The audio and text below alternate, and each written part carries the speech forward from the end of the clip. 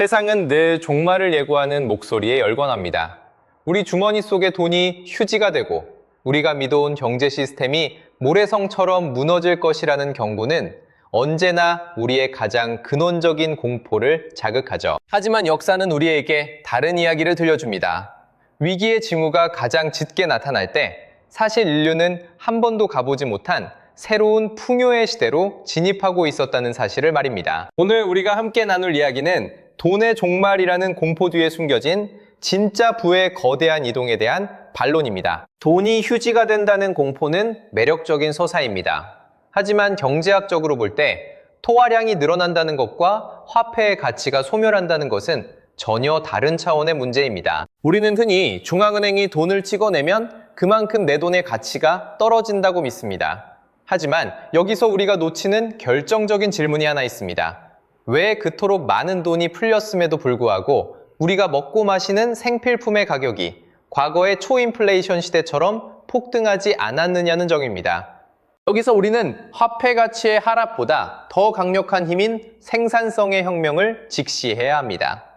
1970년대의 인플레이션과 지금의 상황이 결정적으로 다른 이유는 기술이 인간의 노동을 대체하고 생산 단가를 극단적으로 낮추고 있기 때문입니다. 돈의 양이 늘어난 것보다 우리가 누릴 수 있는 서비스와 재화의 질적 성장이 더 빨랐다면 그것은 화폐 가치의 하락이 아니라 시스템의 효율화라고 불러야 마땅합니다. 성장률이 낮아졌기 때문에 주가 상승이 거품이라는 주장도 다시 생각해 볼 필요가 있습니다. 전통적인 GDP 성장률은 굴뚝산업 시대의 유산입니다. 공장에서 얼마나 많은 물건을 찍어냈는지는 측정할 수 있지만 유튜브가 우리에게 주는 지식의 가치나 AI가 단 몇 초 만에 해결하는 복잡한 계산의 경제적 효용은 GDP에 온전히 반영되지 않습니다. 즉, 지표상으로는 저성장 기조인 것처럼 보이지만 실제 우리 삶을 지탱하는 무형자산의 가치는 그 어느 때보다 폭발적으로 성장하고 있다는 뜻입니다. 미국의 나스닥 지수가 15년 만에 전고점을 돌파하고 이후 수배가 올랐던 것을 단지 돈의 힘으로만 치부할 수 있을까요? 그 기간 동안 애플, 마이크로소프트, 엔비디아 같은 기업들은 인류의 삶의 방식을 통째로 바꿨습니다. 이들은 단순히 돈이 많아서 주가가 오른 것이 아니라 전 세계인의 시간을 점유하고 그 안에서 막대한 이익을 창출하는 구조를 완성했기 때문에 오른 것입니다. 실체가 없는 돈의 잔치가 아니라 실체가 너무나도 명확한 플랫폼의 지배력이 주가를 견인한 것입니다. 많은 이들이 일본의 사례를 들며 한국의 미래를 걱정합니다. 하지만 한국은 일본과는 전혀 다른 길을 걷고 있습니다. 일본의 잃어버린 30년은 변화를 거부한 관료사회와 혁신이 멈춘 대기업들이 만들어낸 합작품이었습니다. 반면 한국의 경제 주체들은 세계에서 가장 빠른 속도로 산업 구조를 재편하고 있습니다. 인구 구조의 변화가 위기인 것은 맞지만 역설적으로 노동력이 부족해진 사회는 자동화와 로봇 산업의 가장 강력한 수요처가 됩니다. 위기가 혁신을 강제하는 촉매제가 되고 있는 셈입니다. 가계부채 문제 또한 공포의 핵심입니다. 물론 빚이 많다는 것은 위험한 신호입니다. 하지만 부채의 이면에는 그 부채를 담보로 하는 자산의 가치가 존재합니다. 대한민국의 자산 구조는 부동산에 편중되어 있지만 그 부동산 가치가 유지되는 이유는 단순한 투기 심리 때문만은 아닙니다. 도시 집중화 현상과 인프라의 고도화는 특정 지역의 토지 가치를 근본적으로 지탱합니다. 폭탄 돌리기가 아니라 새로운 시대의 가치 기준에 맞춰 자산의 서열이 재정리되는 과정이라고 보는 것이 더 정확할 수 있습니다. 우리는 흔히 금이나 안전자산으로 대피해야 한다고 말합니다. 하지만 역사적으로 금이 세상을 바꾼 적은 단 한 번도 없습니다. 금은 가치를 보존할 뿐 가치를 창조하지 못합니다. 진짜 부의 엽전은 공포에 질려 동굴 속으로 숨어든 사람들이 아니라 거친 파도 속에서도 시대의 흐름을 읽고 그 파도 위에 올라탄 사람들에 의해 이루어졌습니다. 돈의 홍수가 일어난다면 우리는 그 물을 피해 도망갈 것이 아니라 그 물이 어디로 흘러가 새로운 생태계를 만드는지를 살펴야 합니다. 레이 달리오나 워런 버핏 같은 대가들이 경고하는 대수의 법칙이나 세속적 침체론은 분명 경청할 가치가 있습니다. 하지만 그들의 경고는 시스템이 붕괴한다는 뜻이 아니라 투자 방식의 패러다임을 바꿔야 한다는 조언에 가깝습니다. 과거처럼 단순히 시장 전체가 우상향하는 시대는 끝났을지 모릅니다. 하지만 승자 독식의 원리가 강화되는 시대에는 상위 1%의 혁신 기업들이 시장 전체의 성장률을 압도하는 성과를 냅니다. 평균의 함정에 빠져 전체 성장률이 낮으니 투자를 멈춰야 한다는 논리는 비 내리는 날에 무지개가 뜰 것을 기대하지 않는 것과 같습니다. 트럼프 시대의 연준 의장 교체나 재정 지출 확대 가능성도 정치가 경제를 왜곡하는 사례로 보일 수 있습니다. 하지만 이는 뒤집어 생각하면 국가가 경제 시스템을 무너뜨리지 않겠다는 가장 강력한 의지의 표현이기도 합니다. 전 세계 어느 정부도 자국 경제가 무너지는 것을 방치하지 않습니다. 정부가 돈을 푸는 것은 임시방편일 수 있지만 그 시간을 버는 동안 민간에서 혁신의 불꽃이 타오른다면 그 돈은 휴지가 아니라 새로운 산업을 키우는 마중물이 됩니다. 이제 우리는 선택해야 합니다. 곧 다가올 종말을 기다리며 모든 문을 걸어 잠글 것인가? 아니면 이 혼란스러운 변화 속에서 새롭게 정의되는 부의 규칙을 배울 것인가? 화폐라는 종이 조각의 가치에 집착하기보다 그 화폐가 향하는 곳, 즉 인류의 욕망과 기술이 만나는 지점에 집중해야 합니다. 대한민국의 베이비붐 세대가 은퇴하고 인구가 줄어드는 것은 거스를 수 없는 흐름입니다. 그러나 인구는 줄어도 1인당 생산성은 기하급수적으로 늘어날 수 있는 도구들이 우리 손에 쥐어져 있습니다. AI와 로봇, 그리고 초연결 사회는 적은 인구로도 더 큰 부를 창출할 수 있는 구조를 만들고 있습니다. 우리가 두려워해야 할 것은 인구 감소 자체가 아니라 새로운 기술을 받아들이지 못하는 경직된 사고방식입니다. 부의 공식이 바뀌고 있다는 점에는 동의합니다. 하지만 그 방향은 돈의 종말이 아니라 돈의 지능화입니다. 이제 단순히 돈을 많이 가진 사람이 부자가 되는 시대는 지나갔습니다.